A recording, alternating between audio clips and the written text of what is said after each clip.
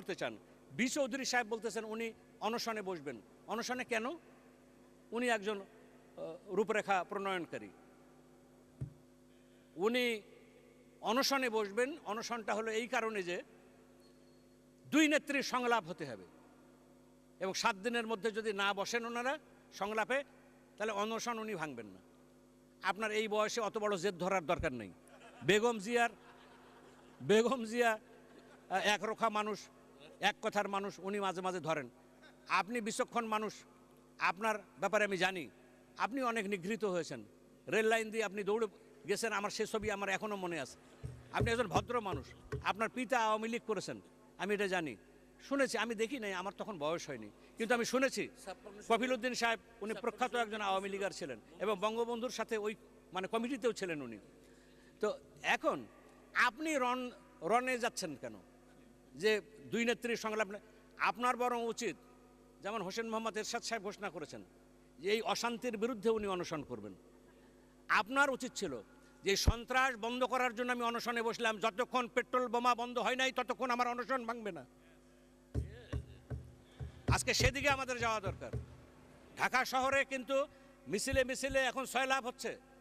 পেশাজীবীরা, বুদ্ধিজীবীরা, কবি, সাহিত্যিক, আইনজীবী সবাই আজকে, এবং খেটে খাওয়া মানুষ সবাই আজকে একদিকে এগিয়ে যাচ্ছে। এমনকি সবজিওয়ালারা পর্যন্ত, আমার উৎপাদনকারী সেই কৃষকরা, তারা পর্যন্ত সবজি নিয়ে এসে আপনার সামনে থ্রো করছে এখন আপনার বাড়ির সামনে। বেগম জিয়া, আপনি বুঝে দেখুন, আপনার পক্ষে কেউ নামে না। আপনি কেন কেন কষ্ট দিচ্ছেন দেশের মানুষকে?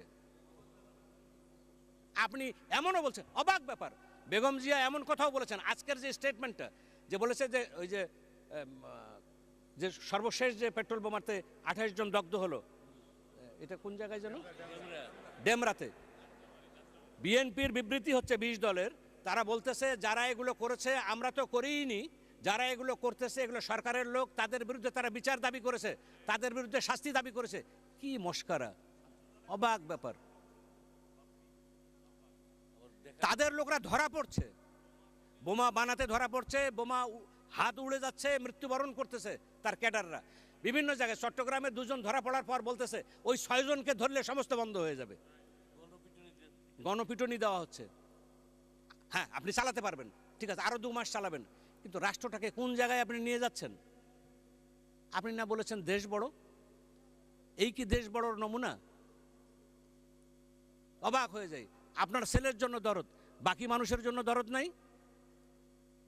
আপনার স্বামী, আজকে যারা দরদ দেখান আওয়ামী লীগের লোকরা, তাদের উদ্দেশ্যে আমি বলতে চাই, যে বঙ্গবন্ধু কর্নেল থেকে জিয়াউর রহমানকে জেনারেল বানিয়েছিলেন, মেজর থেকে মুক্তিযুদ্ধই তাকে বানিয়েছে। এই মুক্তিযুদ্ধের পর স্বাধীন বাংলাদেশে বঙ্গবন্ধু কোথায় না বসিয়েছে এদেরকে? কই, বঙ্গবন্ধু যখন সিঁড়িতে পড়েছিল তখন তো জিয়াউর রহমান 1 মিনিটের জন্য দুঃখ দেখাতে যায়নি, তার আত্মনাত্ম শুনি নাই। এমনকি যে কারণেই হোক শ্রদ্ধাবরণী হলেও তো যা দেখে আসতে। মাননীয় মন্ত্রী কয় মিনিট বলবেন? 5 মিনিট বলুন, 5 মিনিট বলুন। মাননীয় স্পিকার, আজকে তাদের কাছ থেকে সভ্যতা ভব্যতা আশা করা, আমি মনে করি যারা 21শে আগস্টের হামলা করতে পারে, বঙ্গবন্ধুকে হত্যা করে তারা নিশ্চিন্ত হয়নি, বঙ্গবন্ধুর 2 কন্যাকে এবং এই আওয়ামী লীগকে নিশ্চিহ্ন করবার জন্য নেত্রী সহ সমস্ত নেতারা থাকবে ট্রাকে, ওই স্টেজে, সেখানে যারা বোমা মারতে পারে, তাদের কাছে গণতন্ত্রের শিক্ষা আমাদেরকে নিতে হবে কেন? তাদেরকে দয়া দেখাবার, দাক্ষিণ্য দেখাবার কোনো দরকার আছে বলে তো আমি মনে করি না। তার এক ছেলে বাচাল বঙ্গবন্ধুকে নিয়ে কটূক্তি করে, আর তার মা সেটাকে আবার ডিজোন করে না, তিনি ওন করেন। তিনি বলেন তথ্য উপাত্ত ভিত্তিতে নাকি বলেছেন। কি মিথ্যাবাদিতা! আসলে পরিবারটা, এরা কোনোদিনও ভালো কাজ করেনি, এদের ভালো কাজ কোনো কিছু নাই। যে সেদিন এক ভদ্রলোক বলতেছিলেন যে এরা যতদিন বেঁচে থাকবে ততদিন পর্যন্ত এই কাজটাই করবে। জিয়া যা করেছে, তার স্ত্রীও তা করছেন, তার সন্তানও সেটি একই কাজ করছেন।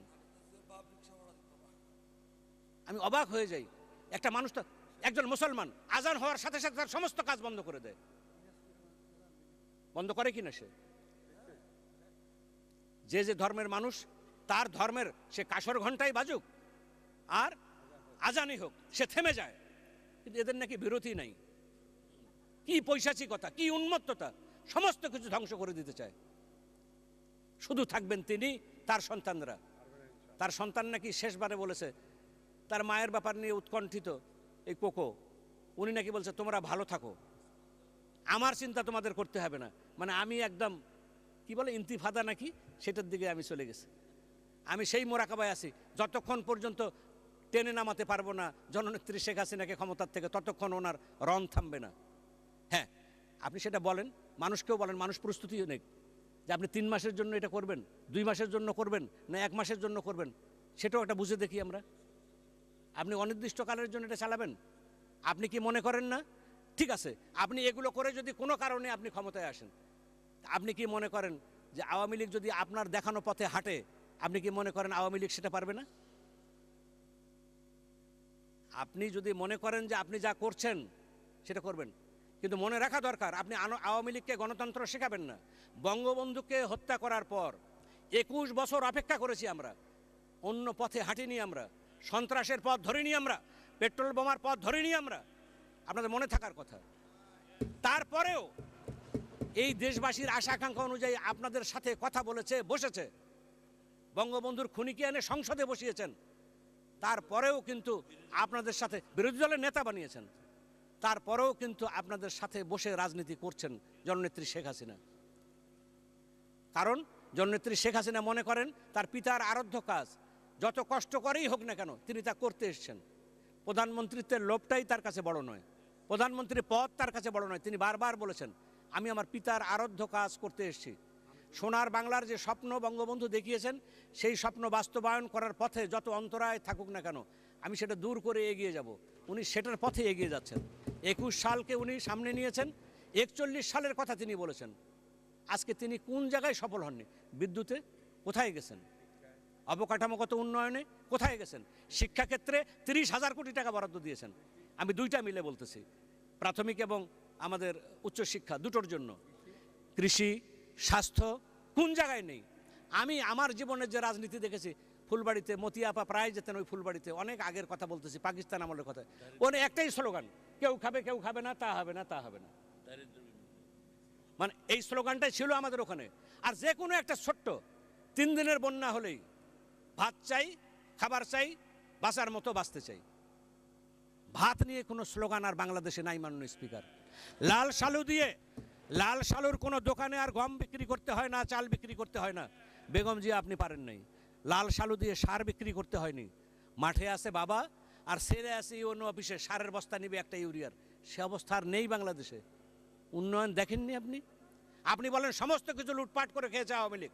সমস্ত লুটপাট করে খাওয়ার পর বিশ্ব ব্যাংকের এত প্রকার কড়াকড়ির পরও বাংলাদেশের নেত্রী জননেত্রী শেখ হাসিনা দেখাতে পারেন সবার সাহায্য ছাড়াই পদ্মা সেতু হতে পারে। আপনার জ্বালা কোথায় বুঝি না। একটা পদ্মা সেতু শেখ হাসিনা করে দেখাতে পারলে এ তো বাংলাদেশ করার মতো একটা কাজ। বাংলাদেশের স্বাধীনতা হওয়া যেমন একটা বিরাট কাজ ছিল, পদ্মা সেতু। মাননীয় মন্ত্রী, আপনি বলুন আপনি কয় মিনিটে শেষ করতে পারবেন?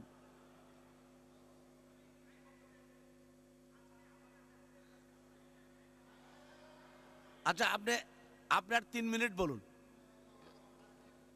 আপনাকে ধন্যবাদ মাননীয় স্পিকার।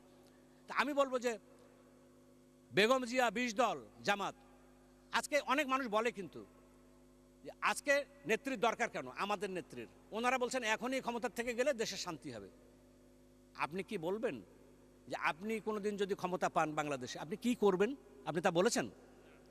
আপনি বলেননি। আপনার কর্মসূচি কি? আপনি তো ক্ষমতায় আসলে বাংলাদেশের মানুষ মনে করে আপনি কেটে ফেলবেন, মারে ফেলবেন সমস্ত লোককে। আওয়ামী লীগের কোনো লোক বাঁচবে না, মুক্ত বুদ্ধির লোক বাঁচবে না, মুক্তযুদ্ধের চেতনায় বিশ্বাসী যারা তারা বাঁচবে না। বাংলাদেশের মানুষ মনে করে যে আপনি ক্ষমতায় আসলে যুদ্ধাপরাধীদের ছেড়ে দেবেন আপনি। বাংলাদেশের মানুষ জানে আবার কত প্রকারের হাওয়া ভবন খুলবেন আপনারা, মানুষ এটা জানে। আবার দুর্ভিক্ষ হবে, আবার সারের ক্রাইসিস হবে। আওয়ামী লীগ হলো একটা গুড গভর্নেন্সের সরকার। আপনার আমলে এই সার আছে, চাল আছে, সব আছে, আপনি ঠিক মতো দিতে পারেন না।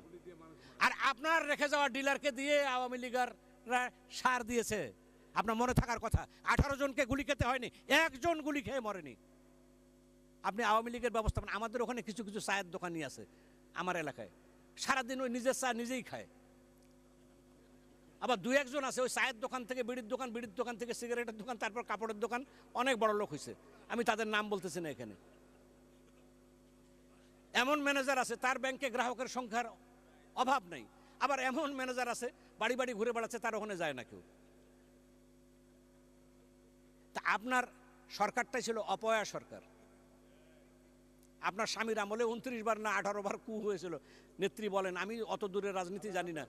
হ্যাঁ, হাজার হাজার সেনাবাহিনীর অফিসারদেরকে হত্যা করেছে, মুক্তিযোদ্ধাদের হত্যা করেছে, সে কাহিনী আমরা জানি, এগুলো সব জানা। আজকের দিনটা আমার জন্য ঠিক হয়নি বোধহয় বক্তৃতায় বেছে নেওয়ার জন্য। আমি তারপরও বলবো, আমাদের সরকারের ম্যানেজমেন্ট এত কিছুর পর আপনি বলছেন সব খেয়ে নিল আওয়ামী লীগ, সব বলে নাকি খেয়ে নিলাম আমরা।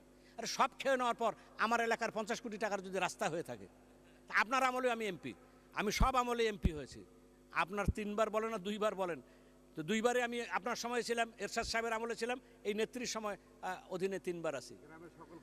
সব মানুষেরাই তো জানে আওয়ামী লীগ থাকলে বিধবা ভাতা হয়, আওয়ামী লীগ থাকলে দরিদ্র ভাতা হয়, স্বামী পরিত্যক্তা ভাতা হয়, গরিবের টাকা হয়, মানুষের আয় ইনকাম বাড়ে।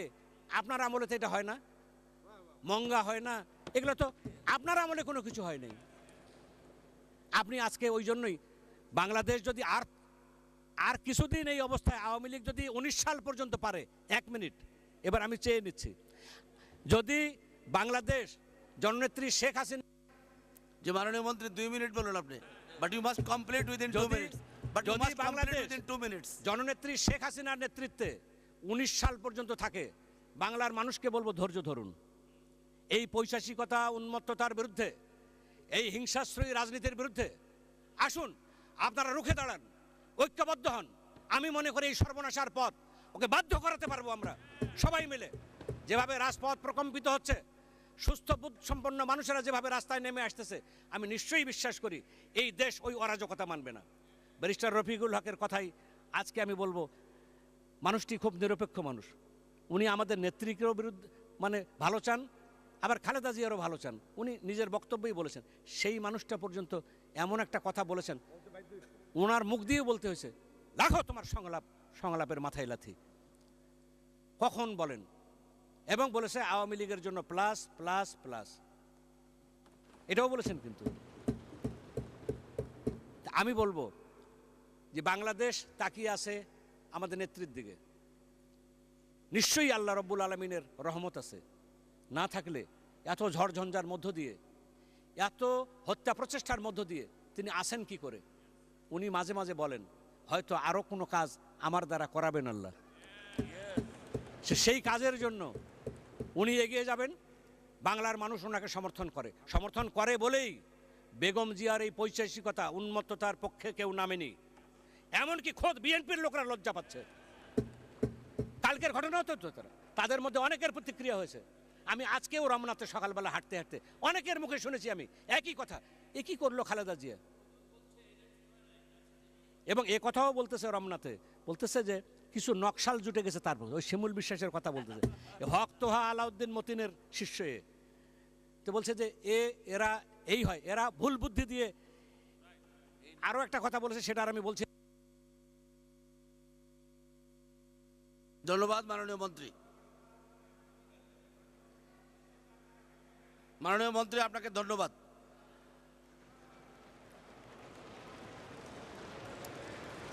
ধন্যবাদ মাননীয় মন্ত্রী, আপনার মাননীয় মন্ত্রী, আপনার সুন্দর বক্তব্যের জন্য আপনাকে ধন্যবাদ।